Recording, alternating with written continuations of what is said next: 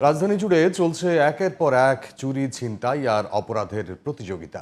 রোববার রাতে কাছাকাছি সময় রাজধানীর বনশ্রী ও মোহাম্মদপুরে দুটি ভয়াবহ ছিনতাইয়ের ঘটনায় স্বরাষ্ট্র উপদেষ্টার পদত্যাগের দাবিতে রাস্তায় নেমে বিক্ষোভ করেন শিক্ষার্থীরা। এ অবস্থায় রাত ৩টায় সংবাদ সম্মেলন ডাকেন স্বরাষ্ট্র উপদেষ্টা। বলেন, আওয়ামী লীগ টাকা খরচ করে এমন পরিস্থিতির সৃষ্টি করছে। দেশ ও মানুষের কল্যাণে এবার অপরাধীদের ঘুম হারাম করে দেওয়ার কঠোর হুঁশিয়ারিও দেন তিনি। আরও জানাচ্ছেন শাহরিয়ার বাঁধন। রোববার রাত 10:30টার পরের ঘটনা। রাজধানীর বনশ্রী ডি ব্লকের 7 নম্বর রোডে হঠাৎ এভাবেই এক ব্যক্তিকে ঘিরে ধরেন তিনটি মোটরসাইকেলে করে আসা দুর্বৃত্তরা। গুলি করে এবং কুপিয়ে ছিনিয়ে নেন সঙ্গে থাকা 160 ভরি স্বর্ণালংকার এবং লক্ষাধিক টাকা। আহত ওই ব্যক্তির নাম আনোয়ার হোসেন, পেশায় স্বর্ণ ব্যবসায়ী। পরে তাকে নেওয়া হয় ঢাকা মেডিকেল কলেজ হাসপাতালে। ব্যাগ নিয়ে টানাটানি হস্তাস্তি শুরু করছে, উনি দেয় নাই, ওনাকে এলোপাতারি কোবানি শুরু করছে চাপা দিয়া, আর হচ্ছে আপনি গুলি করছে, ওনাকে 4টা গুলি করছে।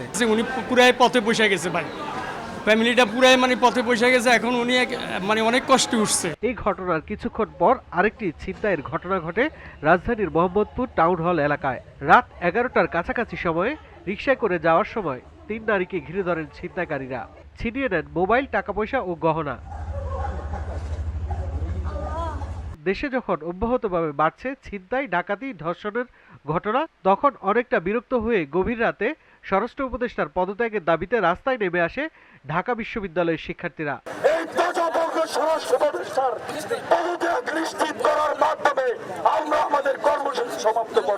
এমন পরিস্থিতিতে গভীর রাতে চলমান অবস্থা নিয়ে সংবাদ সম্মেলন করেন স্বরাষ্ট্র উপদেষ্টা। আওয়ামী লীগ টাকা খরচ করে দেশকে অস্থিতিশীল করছে উল্লেখ করে তা কোনোভাবেই সফল হতে দেবেন না বলে হুঁশিয়ারি দেন তিনি। আওয়ামী দোসররা তারা দেশকে অস্থিতিশীল করার জন্য সব ধরনের চেষ্টা করতেছে। যেহেতু তারা প্রচুর টাকা দেশ থেকে স্থানান্তর করেছে, ওই টাকা তারা এখনো ব্যবহার করতেছে। এই টাকা ব্যবহার করে দেশকে একটা অস্থিতিশীল পরিস্থিতি করার চেষ্টা করতেছে। যে আমার বাহিনীকে আমি ইনস্ট্রাকশন দিয়েছি, তারা তাদের টহল কার্যক্রম আরও বৃদ্ধি করবে। আগামীকাল থেকে যেন কোথাও কোনো কিছু না ঘটে, এই জন্য তারা ব্যবস্থা নেবে। তারা যদি ভালোভাবে কার্যকর করতে না পারে, তবে তাদের বিরুদ্ধে আমি একটা অ্যাকশন নেব। অপরাধী ও ষড়যন্ত্রকারীদের ঘুম হারাম করে দেওয়ারও ঘোষণা দেন স্বরাষ্ট্র উপদেষ্টা। আমি এই আওয়ামী যারা এই কাজগুলি করতেছে তাদের আমি ঘুম হারাম করে দিব, এবং তারা কোথাও কোনো স্থান পাবে না।